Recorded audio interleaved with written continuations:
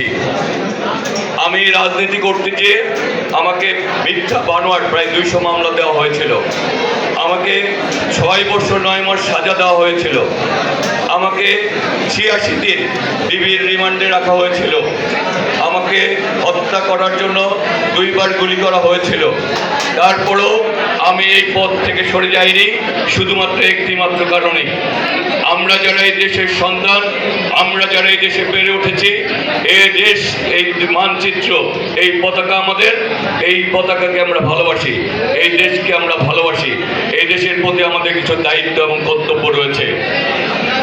আজকে যখন বক্তব্য দিচ্ছি তখন এই ডিসেম্বর মাসে এই লাল সবুজের পতাকার জন্য, এই দেশের জন্য, এই দেশের মানচিত্রের জন্য আমাদের লাখো শহীদ রক্ত দিয়ে দেশকে স্বাধীন করেছে। আজকে এই গণতান্ত্রিক প্রতিটি আন্দোলনের জন্য আমাদের অনেক সহযোদ্ধারা রক্ত দিয়েছে। আজকে 24-এর এই গণ অভ্যুত্থানের জন্য অনেক ছাত্র জনতা রক্ত দিয়েছে। আমি প্রতিটি আন্দোলন সংগ্রামের জন্য যারা রক্ত দিয়েছে, আমি স্বাধীনতার মহান শহীদ রাষ্ট্রপতি জিয়া রহমান সহ সবার আত্মার মাগফিরাত কামনা করছি। আজকে আমার নেত্রী দেশনেত্রী বেগম খালেদা জিয়া বাংলাদেশে আপসের নেত্রী। কী কারণে?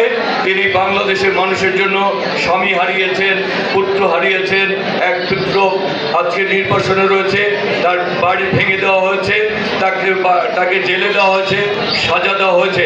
তারপরেও তিনি রাজপথ থেকে সরে যাননি, শুধুমাত্র একটি কারণে। সেটি হচ্ছে এদেশে একটি গণতান্ত্রিক সরকার থাকবে, এদেশের মানুষের ভোটাধিকার থাকবে, এদেশের মানুষের মৌলিক অধিকার থাকবে, এদেশের মানুষের বাক